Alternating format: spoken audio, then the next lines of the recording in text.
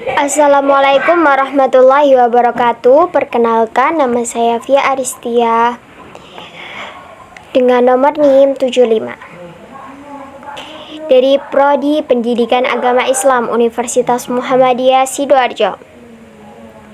Yang saya hormati dosen pengampu mata kuliah perencanaan sistem pembelajaran, yaitu Ibu Ida Rindaningsi.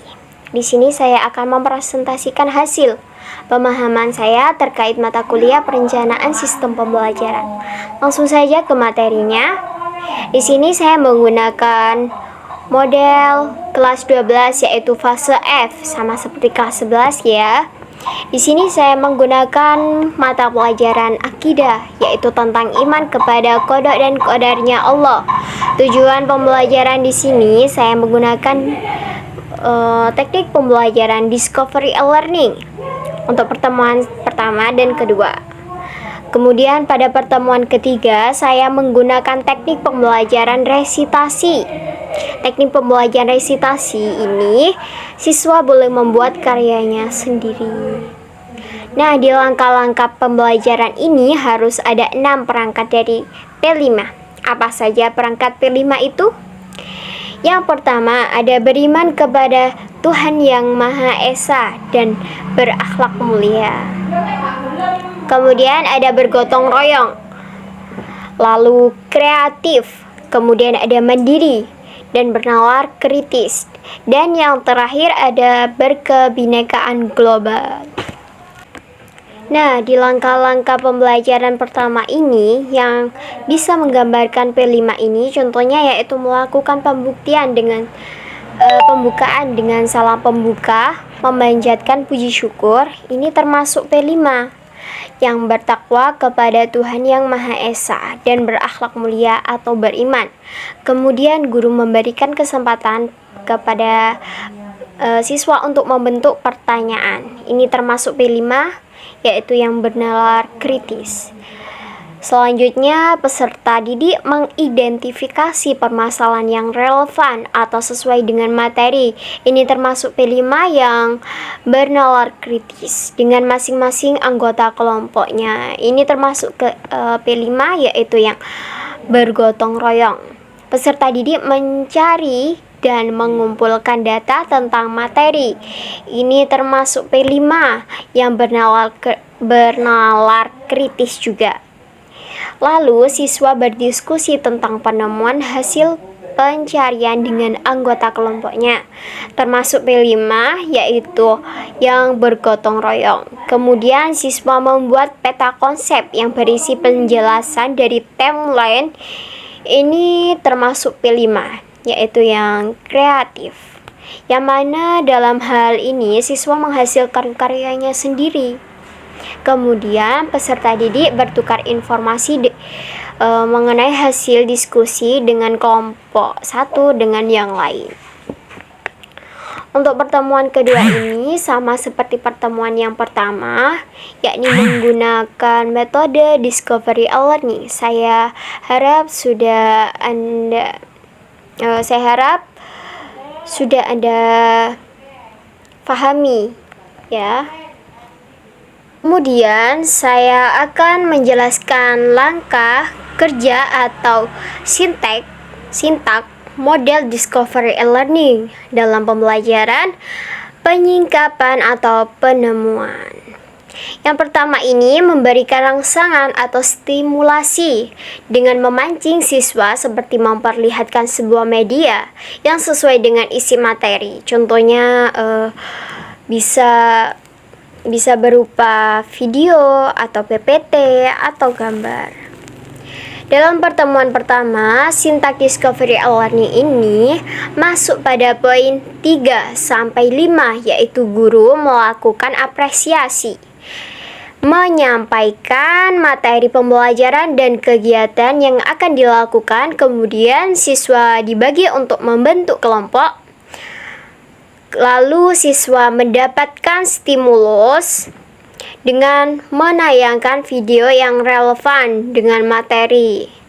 Yang kedua yaitu pernyataan atau identifikasi masalah. Di sini guru memberi kesempatan siswa untuk untuk bertanya tentang yang tidak dipahami dari materi atau rangsangan dari guru. Sintak ini masuk pada poin ke-6, yaitu guru memberi kesempatan kepada siswa untuk membuat pertanyaan mengenai video yang ditayangkan guru di awal pelajaran mengenai materi tadi. Kemudian yang ketiga, pengumpulan data. Sintak ini masuk poin 7 sampai poin 8 ya. Peserta didik mengidentifikasi permasalahan yang relevan sesuai dengan materi dengan teman sekelompoknya. Kemudian siswa mencari dan mengumpulkan data tentang materi. Data tersebut bisa diambil dari manapun, seperti di web, di buku, di YouTube, dan lain-lain. Yang keempat yaitu pengolahan data dengan kelompoknya. Yang kelima, pembuktian atau verifikasi. Dalam sintak ini masuk pada poin ke-10, yaitu yang mana siswa membuat peta konsep yang berisi penjelasan tentang materi yang sudah dikelola atau didiskusikan dengan teman sekelompoknya. Yang keenam, yakni menarik kesimpulan. Dalam sintak ini masuk pada poin 11, yaitu siswa saling bertukar informasi mengenai hasil diskusi kelompok antara kelompok satu dengan kelompok yang lain untuk melakukan pembuktian terhadap hasil pelajaran yang mereka pahami. Untuk pertemuan kedua ini sama, yaitu menggunakan metode discovery e-learning. Maka di sini saya tidak menjelaskan pertemuan kedua. Saya rasa Anda sudah paham yang sudah saya sampaikan di pertemuan pertama. Untuk pertemuan ketiga ini menggunakan metode resitasi. Metode resitasi adalah metode penyajian bahan di mana guru memberikan tugas tertentu agar peserta didik melakukan kegiatan belajar. Metode ini diberikan karena dirasa bahan pelajaran terlalu banyak, sedangkan waktunya itu sedikit. Tugas ini tidak sama dengan pekerjaan rumah atau yang seringkali kita sebut sebagai PR. Tugas ini mencakup lebih dari PR atau lebih luas. Di kurikulum Merdeka ini tidak ada PR ya, atau pekerjaan rumah. Untuk pertemuan ketiga ini ada beberapa poin pada metode pembelajaran resitasi. Yang pertama, melakukan pembukaan dengan salam pembuka, memanjatkan puji syukur kepada Tuhan Yang Maha Esa dan berdoa.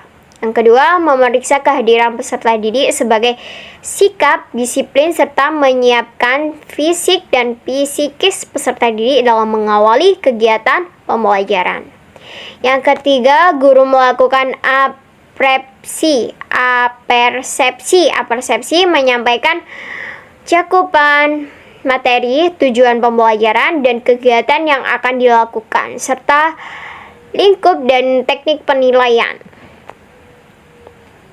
Yang keempat, guru memberikan pertanyaan terkait materi sehingga siswa berusaha untuk berpikir mengenai materi yang akan dibahas, dimulai dari pertanyaan faktual sampai ke pertanyaan yang bersifat hipotetik.